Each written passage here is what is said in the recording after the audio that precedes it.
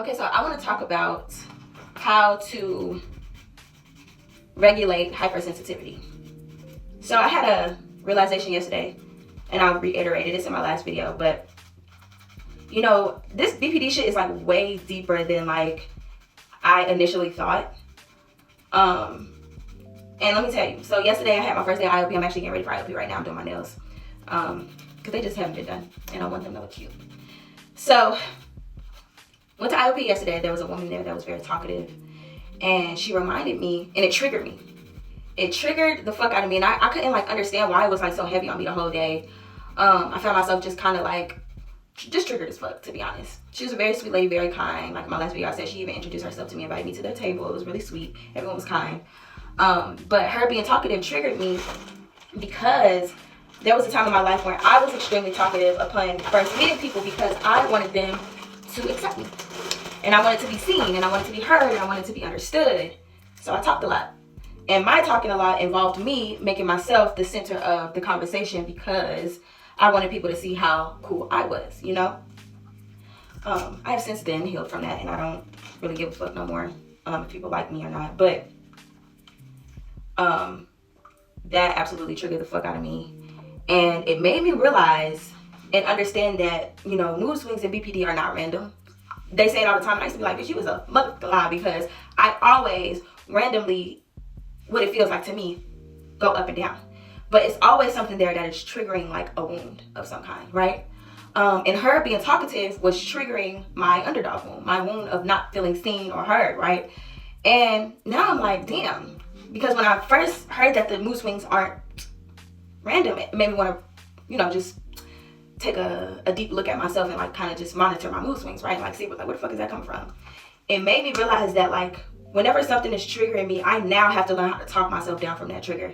And I have to come from the source. And, you know, I can use that as an example. Okay, her being talkative this is an example of me talking to myself. Okay, I am.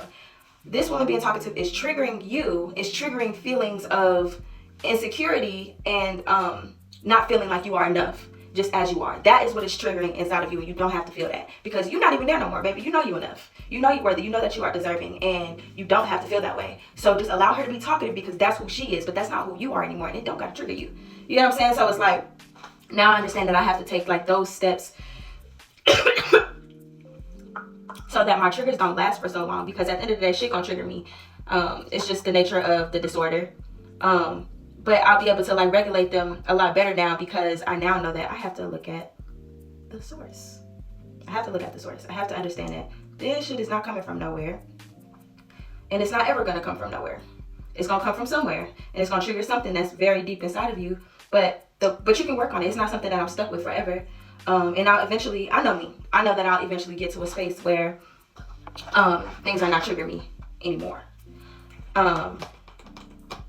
And I know that it's gonna take some time, but that shit really just made me look back at like all the times that I'm actually triggered. Like majority of the time, this shit don't even be nobody else's fault. It just be my wounds just be coming through and just fucking with me. Like, oh my gosh, like we still this little girl that feel like she didn't get what she needed emotionally, and it's like, bitch, you was grown. And not to talk to myself like that, but like just on some real shit, like you're grown. We can move past this, you know, like at some point we got to take responsibility for it. But once I realized like, oh, these aren't random, I was like, oh, so I got to sit and stop and wait. And the thing about the mood swings not being random is like, and this is why I said that this BPD shit is like really fucking deep when it comes to high sensitivity. Being that they aren't random, that means that everything in your environment is influencing you at all fucking times. That's why when you wake up, it's important to not be on your phone. That's why when you wake up, it's important to journal. And you know, I used to be the type of person like, I don't know, like I used to think I was just so prophetic and so psychic and all of this and all of that, but I was really just being triggered and operating out of my fucking trauma, like on some real shit, on some real motherfucking shit. So it's like, it just makes everything super difficult and super heightened, and it's like, it's hella draining, but at the same time, I am not the person that want to isolate just to survive, just to feel like I can have a normal life. I don't want that for myself. I want to be able to live amongst people and be able to, you know, socialize and be myself and, you know, find people that are on the same type of time as me. But I can't do that if I'm constantly isolated because I'm afraid of being triggered. That scares me. Like, to me, being alone is scary to me. I enjoy my own company. I literally spent 7 years up in this bitch, okay, by my motherfucking self.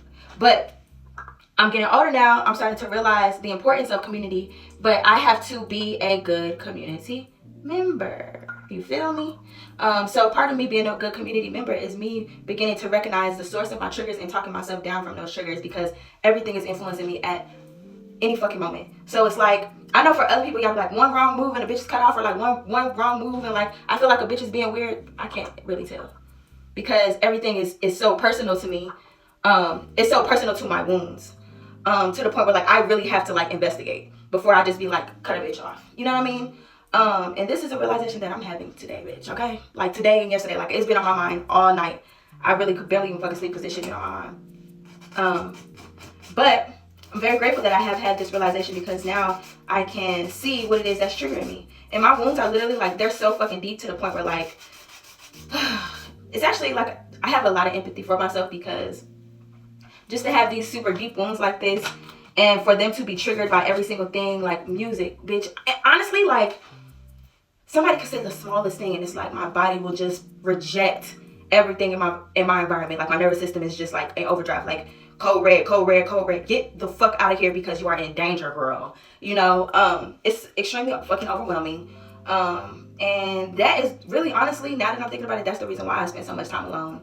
And I don't want to do that no more. I don't want to do that no more. And I do think that like me spending a significant amount of time alone is going to be extremely necessary for the rest of my life. And I do enjoy my alone time, but I also do enjoy being in community with other people. And I want to learn how to not feel threatened by every single thing.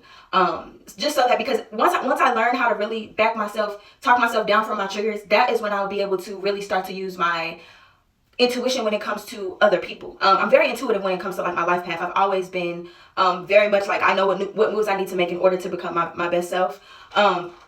I don't know what that is. Probably because that's an example that I saw in my childhood. I saw my parents really work their way up, so that's just something that's like natural within me. But when it comes to relationships, I just don't.